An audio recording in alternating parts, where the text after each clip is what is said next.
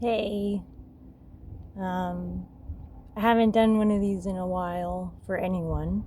Um, and I actually have kind of fallen out of doing tarot recently. So I was just being brought back to a year ago, this time last year, when you would, um, when I didn't want to go out, and you'd say, hey, come on, let's just pull a few cards. And you'd always encourage me to practice tarot. And that was really nice. I've never had a friend that really understood um, and encouraged me and supported me in that. So I really appreciated that about you. And I miss that. It's crazy that it's been a whole year since we were hanging out every day. It feels like not that long ago. So a lot's happened, I guess. But it still feels like just yesterday. But I'm just sitting out on my back porch. It's really pretty. There's the sunset on the orchards in Kelowna. The cherries are ready to be harvested. Probably can't see them here, but maybe you can see they're not really. There's a lot of little red cherries on those trees, unless they came around and harvested them. I don't see them. Actually, maybe they harvested them like today. Because yesterday they were full of cherries. But yeah, it's cherry season. And there's lots of cherries. But I know I didn't ask you if you wanted a reading, and I feel like I should have. Also, I changed my hair, if you noticed. It's kind of cute, I think. I like it. This was just like a couple weeks ago. But yeah, I didn't ask if you wanted a reading, which usually I like to ask for permission from somebody. But just knowing you in the past and how you were always down for a reading and liked getting them, I'm gonna guess that you're open to it, and I hope that's the case. And if you're not, then this reading's not going to be terrible, because I'm not going to have your permission to tap into your energy, so it's not going to resonate at all. So if you don't want a reading, just stop now, because it's going to be bad. But if you do, then keep watching, and it'll hopefully resonate. Okay. Yeah. It's kind of a... I feel like when I was preparing to do this reading, I kind of had to dig through all my old decks, because I usually just use the same ones, but I felt called to use some different ones for this for some reason.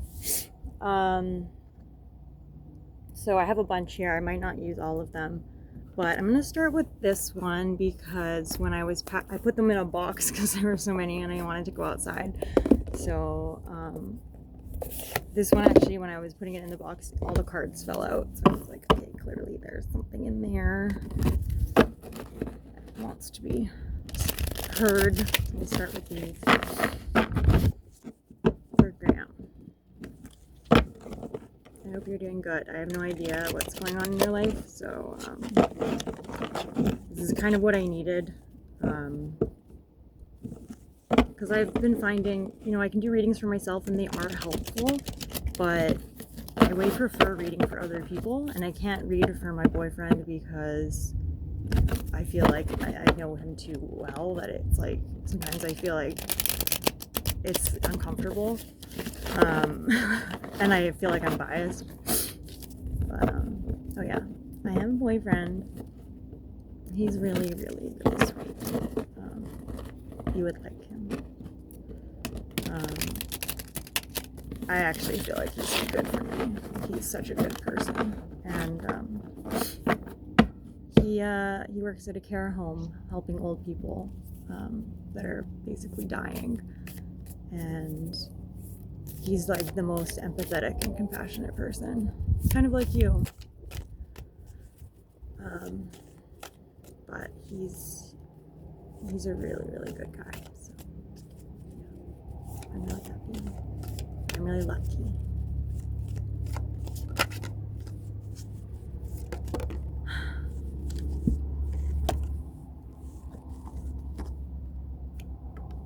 The Merchant. apples. There's actually apples on the trees over there too. Self-worth and trade. I actually said earlier today in a text, oh, to be an apple in the orchard.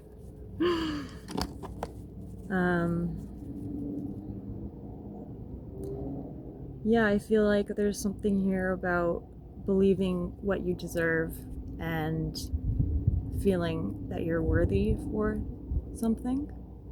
I think that you may have a tendency to subconsciously minimize your worth or accept your circumstances because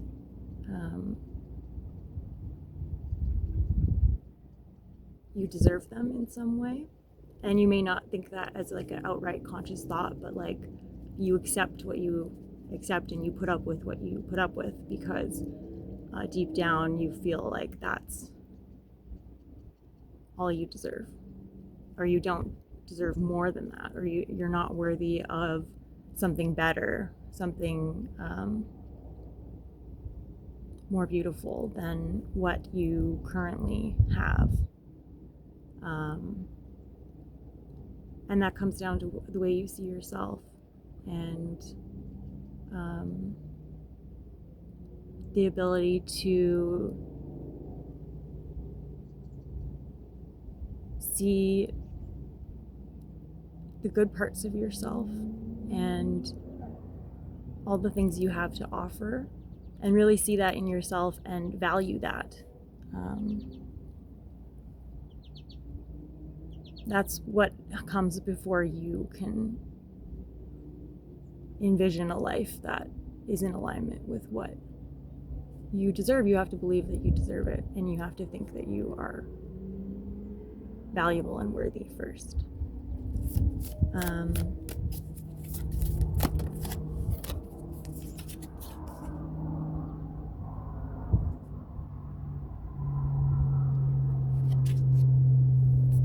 The next card is the Dancer, self-expression and strength. But it came in reverse, and what I'm really being drawn to is these hands and the ribbon, like almost like your hands are tied. Like you may feel like you have no option, like you have no choice, like the situation you're in is beyond your control. But I think that the merchant here with these scales, and it's showing the idea of, does this weigh the same as this? Like what, weighing two options, picking and choosing, and trade-offs. When you choose one thing, you're giving up another. So I feel like it's kind of pointing to that there is a choice here. You are choosing, but maybe not consciously. Maybe it's like, I took economics in school, and it's like the concept of opportunity cost, where people don't factor in most of the time the cost of the next best option. When you make one choice or you choose one path, what path are you giving up? What door are you closing by continuing down the path you're on? So even if you don't feel like you're making a choice, you are still, by choosing not to pursue the other paths, by staying on the one you're on. And you always have a choice. You always have a choice.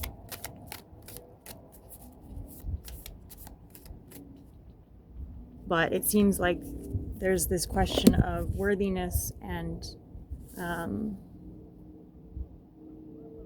value that's leaving your hands tied to a certain path. You may feel like you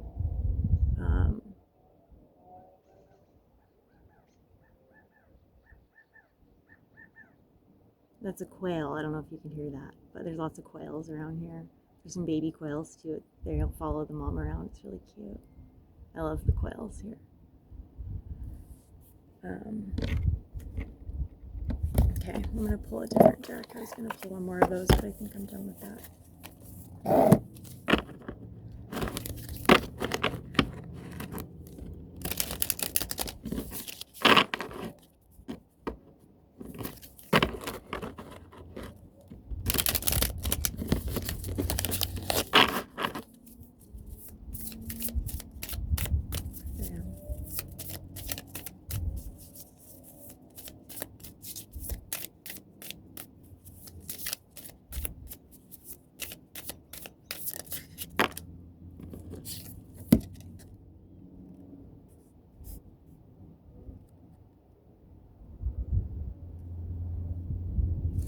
So yeah, psilocybin.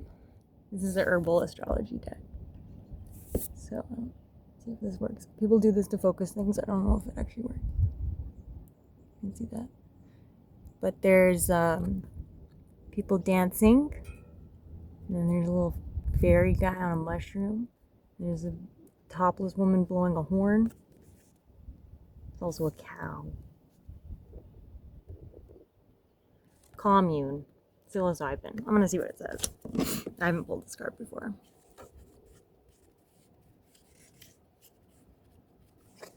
Number 49.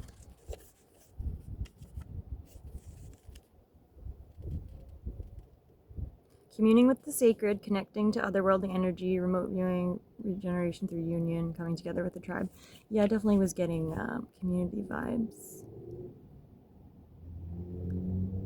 Los Niños Santos has come to tell you that you have arrived at your place of power. They are beacons of light on earth and offer psychic healing, blah, blah, blah.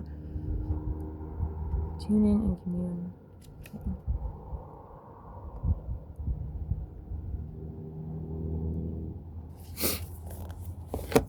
Okay, I need more. This is a new one too. Palo Santo. I love Palo Santo. Guardian. It's a cool picture.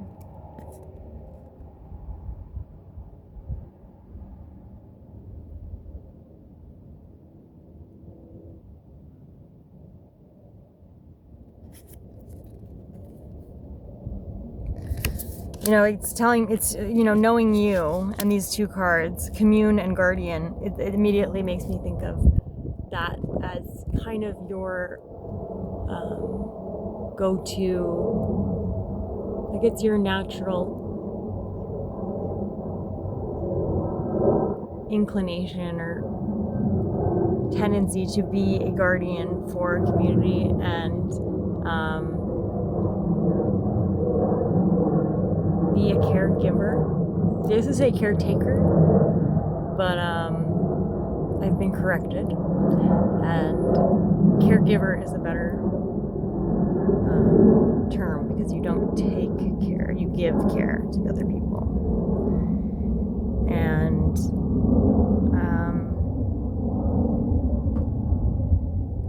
you have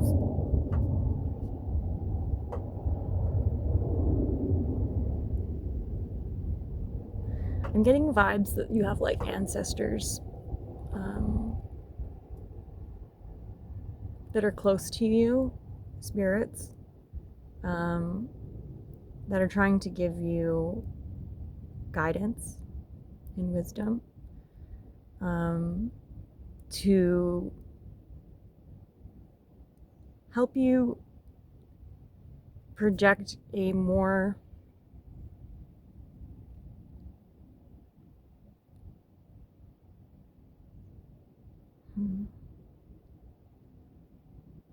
freeing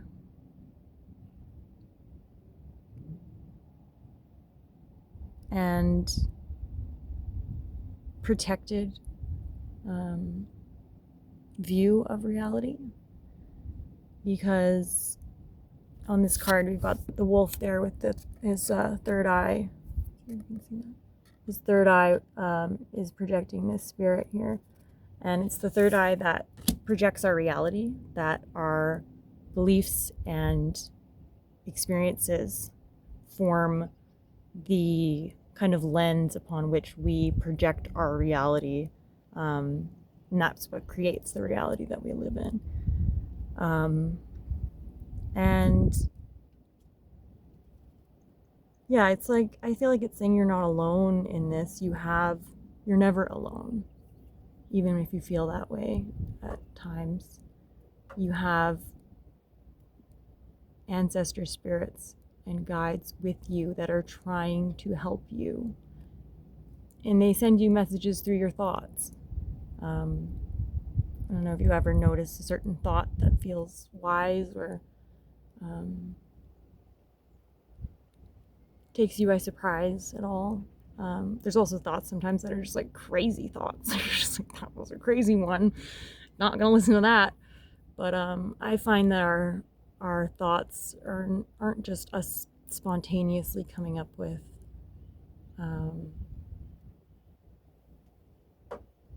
messages, but there are messages that come from within. There are messages that come from elsewhere, other beings sometimes. I think that's where schizophrenia, there's some crossover with spirituality where people with schizophrenia, I feel like I'm going off on a tangent, but they almost have like a receiver that's like unfiltered. Like they can receive so many messages from spirits, and not all of them are good. Some of them are like, yeah, disembodied spirits and like demons and stuff too. But it's like they have this ability to access information and they can't screen it out. Most people can screen it out. Their brains have the ability to like protect themselves, but messages still do come through. There's just usually only the messages that come from benevolent beings. They're the ones with the power to send messages through. But if you alter your consciousness sometimes, if you're in a really bad place, then you open yourself up to receive negative energies. It's all about your vibration, I guess. I don't know if any of this is true, but this is just what I feel resonates with me and feels true to me. But yeah, it's a long-winded way of saying I think that your proclivity for caregiving in a community comes from your ancestors, and it's in your DNA, and they are very proud of you, genuinely, and they are with you every step of the way, because also your traumas and your difficulties in life you inherited from your ancestors, so they understand and they have empathy for you. So if you ever feel like you need guidance or support, or you feel alone, just know that they are with you, and you can ask them for messages, guidance, support, and just be open to whatever form that may come in.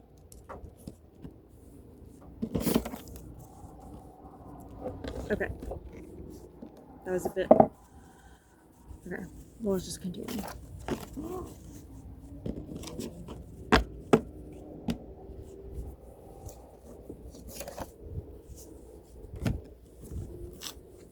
Okay, these are my homemade cards. I don't know if you remember these, but life is a journey, new adventure. Opening the door, you make this a reality, and break free.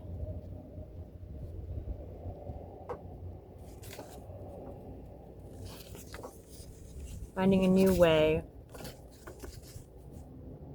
And it brings me back to this card with the tied hands. Breaking free from your limiting beliefs. From the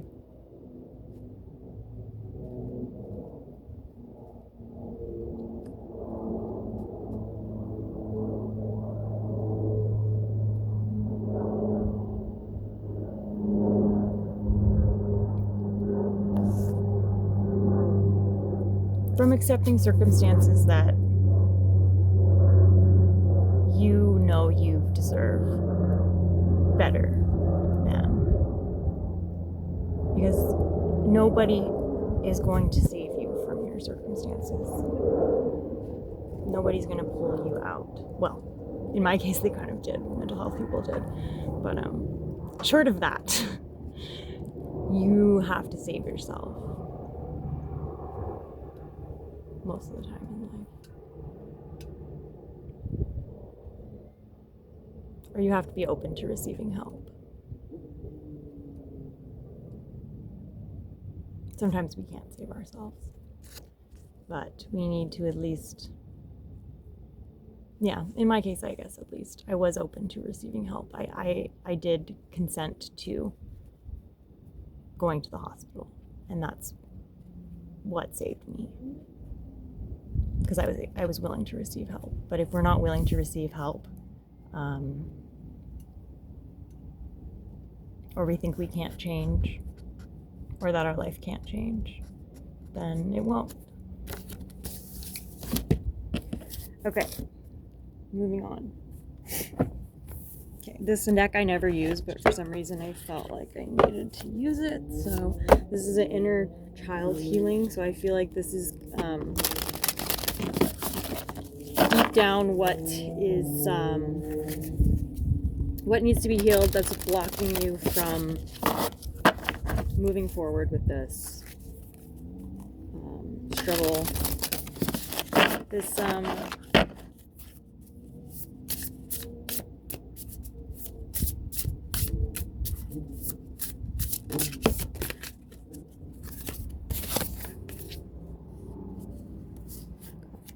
story.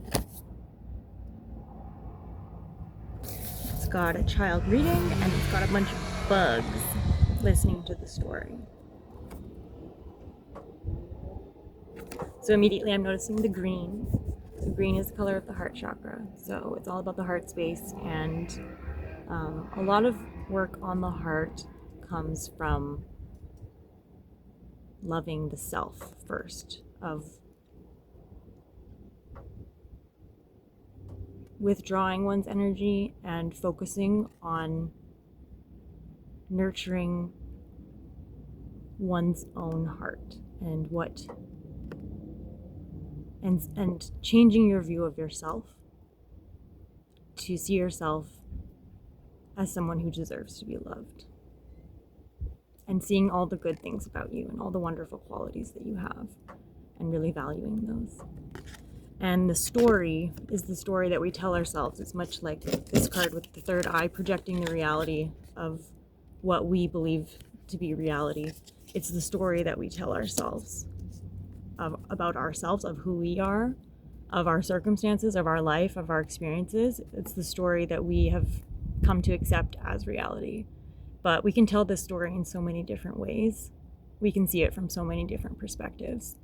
And we choose the story that we tell ourselves. So you may think, oh, I can't change my circumstances, or, this thing is out of my control. This person was at fault, or, I had no say in the matter. But we have a choice of what story we tell ourselves about what happened, and how we choose to see the past, and how we choose to see ourselves, and how we choose to see the future. And whether we look at things from a growth mindset of what this had to tech me and what I learned, and what it's challenging me to, where it's challenging me to grow, or seeing something as, so-and-so did this to me and there's nothing I can do and I'm a victim. I'm not saying you see things that way, but I think we all tend to see things sometimes that way. It's the convenient response to the, negative experiences in life, is to point outside of ourselves for the reason for this being the way it is, so that we don't have to take responsibility for our choices, because that challenges the ego, and it challenges us to admit our shortcomings and where we're at fault. On the other hand, you can also go too far and look at yourself as, I'm always the problem, I'm the one, I'm a piece of shit and everything's my fault, and those are two extremes, and I think the healthy place is somewhere in the middle, and that's where we actually nurture our heart space, where we see all the just being compassionate towards yourself, of I did my best, I tried my hardest, and some of these things were out of my control, but I also see what things were in my control, and what choices I made, and what situations I put myself in, and what things I let slide, or I accepted and put up with, when I should have done more for myself, when I should have put myself first, or I should have made more of an effort, or I should have done things differently, things like that. But but just being compassionate towards yourself. You know, even if you think you could have done something different, just thinking, you know, having love for yourself anyways, and treating yourself the way you would treat a friend, and telling yourself that it's okay and that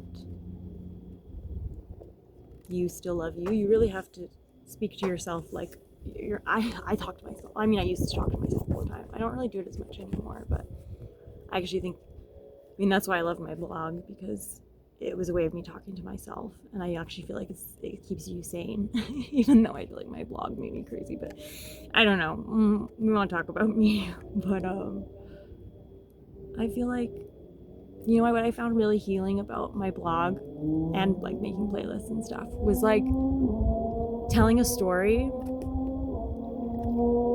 about the way I see something. And a lot of times, if it was something emotional where I'm emotionally invested in it, or it's something painful or traumatic or whatever, I would tell the story, and then I would witness the story once it's completed of how I told it. And then I try and, you know, notice when I am being too cold, or I'm blaming, or I'm focusing on things outside of myself and pointing at other people as the problem, or you know, just not taking responsibility for myself, and not being compassionate, not being forgiving. I would notice those things, and then I would change the story. I would, you know, move things around, and I would edit it to reflect a more compassionate, more mature, more wise, more, yeah, just from a higher perspective.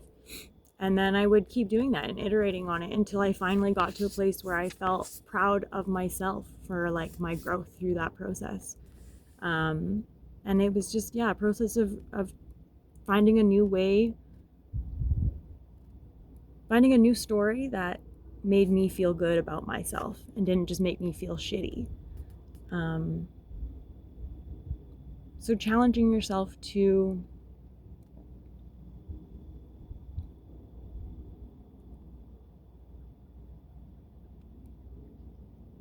try a new story on, one that grants you more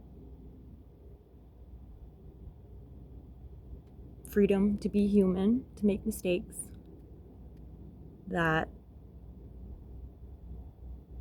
sees yourself as someone very worthy of love, and has the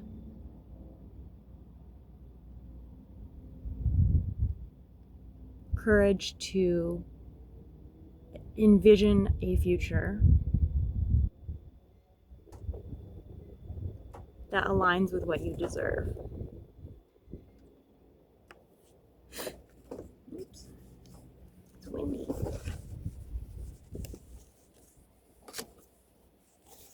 I'm not gonna read that card because I already did it too long. I feel like it's so green. It's so much about the heart. It's so much about learning to refine the heart space energy from just projecting out this light and giving it to other people so freely and openly, and switching to a more elevated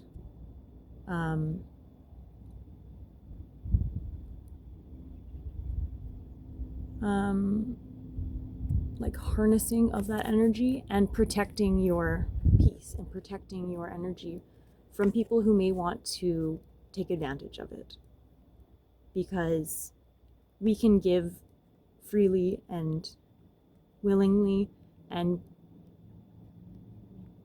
be treated like shit because we don't love ourselves enough to stand up for what we deserve.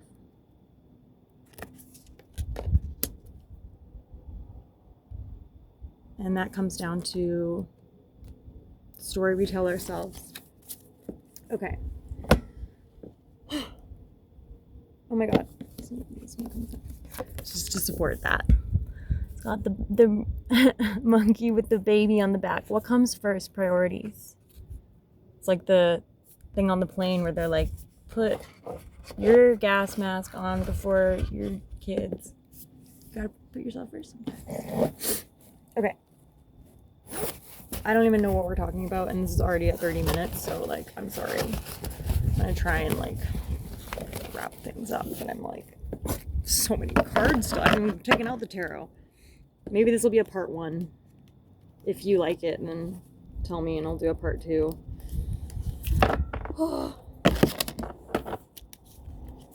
It's gonna take forever to upload. YouTube takes so long. But I hope you like it. I miss you. You know, I know I was like really stressed and unhappy a lot of the time when I was in trail, but I miss it. I look back on it fondly. I was just, worried about the future, which is the greatest thief of happiness, of joy, anxiety, be not living in the moment. And, I had so much fun at Shambhala when I was working and stuff. And I don't know, I just, I remember being on edge that whole time in my life because of my housing. But it was actually a really great month. Yeah. It's like nostalgic when I think about it. I can't believe it's been a year since by August, that's when I moved here, August 1st. End of July, actually. It's coming up on 1 year. But yeah, it's definitely like exactly a year since I used to hang out with you. Okay.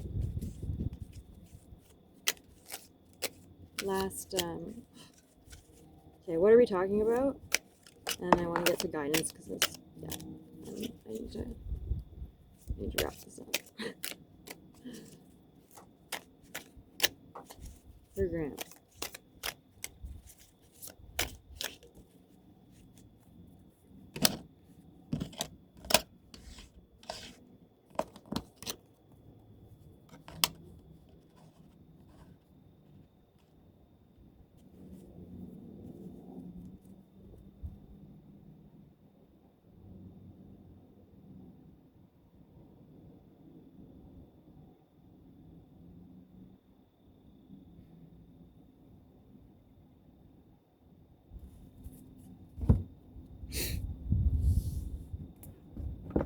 I'm going to pull some tarot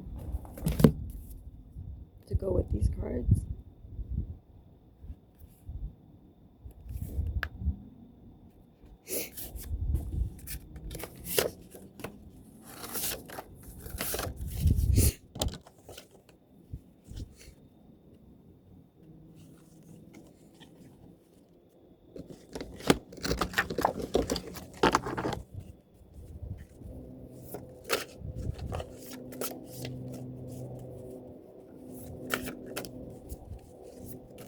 Your energy.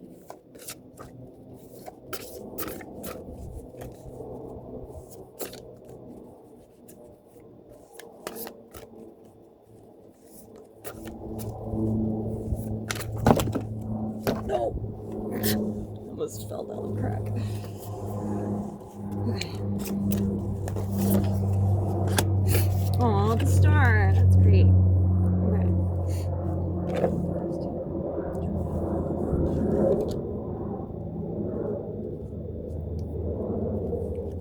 Yeah, you're definitely facing a choice. So, okay. Cards I got for you. Despair. Blind. Careful.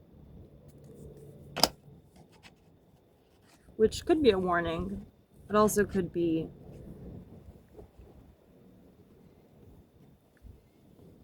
I want to know about the careful. Some tarot. Oh. It's not what it seems.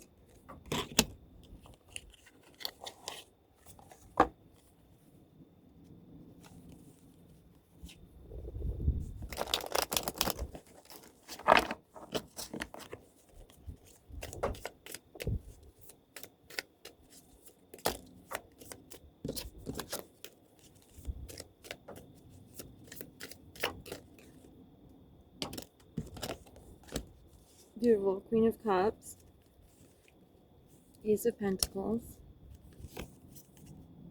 Hierophant, and Three of Swords. So there's definitely a lot of pain here. Some deep pain. And I think there's some spiritual growth happening too. Through some really painful experiences, you have been offered a major growth in your strength as a person, your ability to pull through some really difficult circumstances, and learning a lot through that process. I think there's still a lot that you need to work through. You haven't fully healed from this at all. And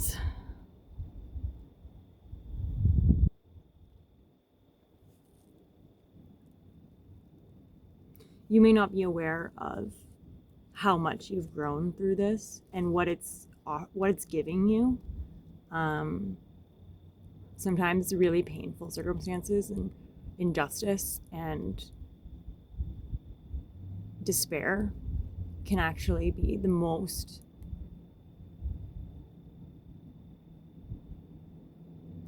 valuable thing that ever happens to us, because it really shows us how resilient we are and shows us how to pick ourselves up off the ground and keep going.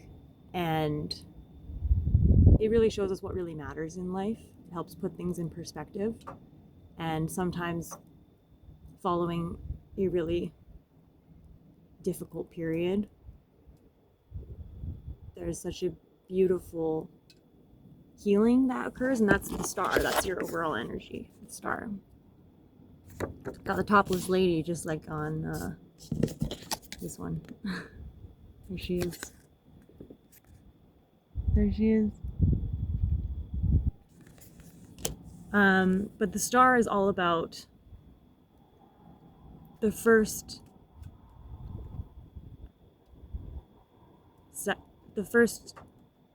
kind of moments of recovery and healing after a really destructive and painful period. So it's taking the pieces of what came apart, of what ended, of what was destroyed, and using them to find beauty again. And it's the most beautiful energy in the deck, I think, more than the sun, because the star is not always. The sun card is about radiant positivity and joy. The star is about hope and surrender and miracles of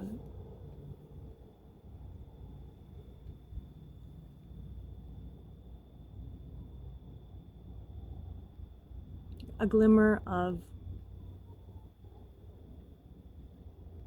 hope and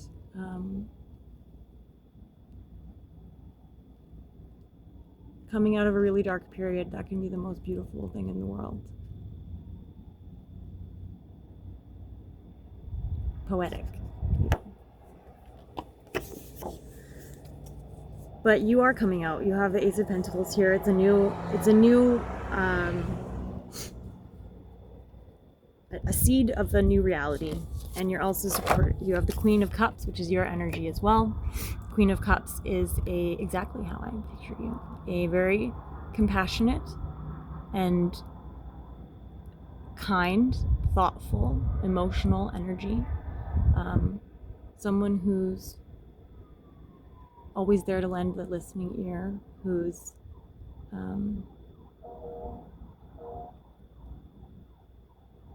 really a giving person emotionally, who's always there to be thoughtful and think about other people and how they're feeling, and always wanting to make other people feel good out of a genuine care for other people. And I think that this heartbreak that you've been through has given you a newfound sense of this energy.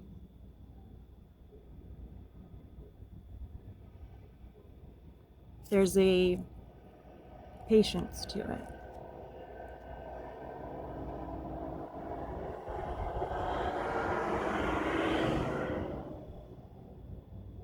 A grace.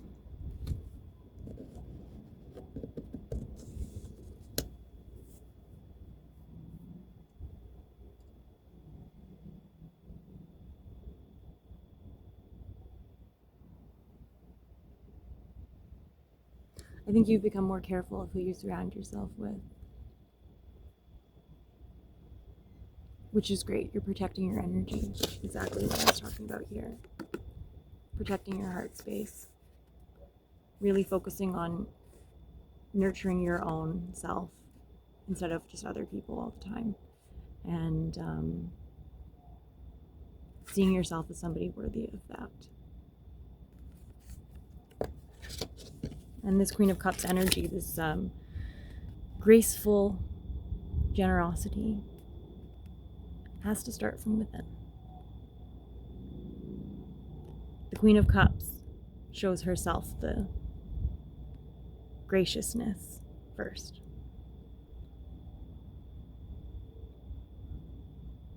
Otherwise, she wouldn't be the queen.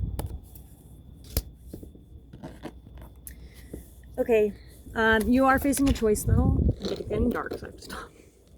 You are facing a choice with the Lovers. What's this choice about? What's the guidance? Oh, the Lovers again. The Fool and Four of Wands.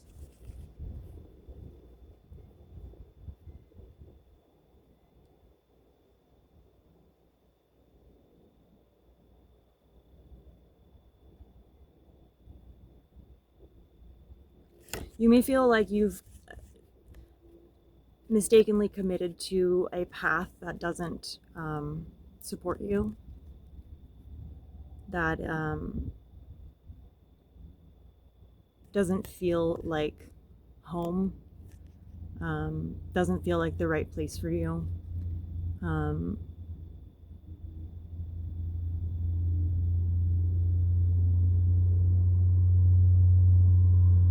And you may feel like this is something you've known for a while. I don't know if this is your situation. I have no idea what your situation is right now, so I hope that's not the case, but the cards are telling me that you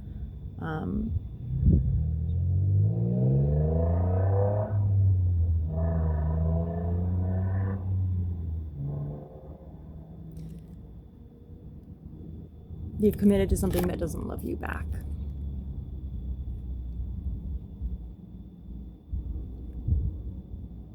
So imagine if that was a person, that you committed to somebody who doesn't love you back. Why might someone do that? Why would somebody commit themselves to somebody who doesn't love themselves, who doesn't love them back? Think about that. What would make a person fall in love with someone who doesn't love them back?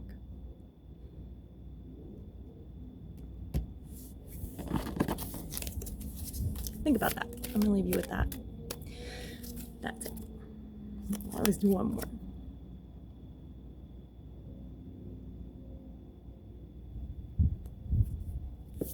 Five of Pentacles. Yeah, this is exactly the energy. Feeling left out in the cold. Feeling unloved, rejected, discarded. That is what happens when you love someone who doesn't love you back. That's how it feels.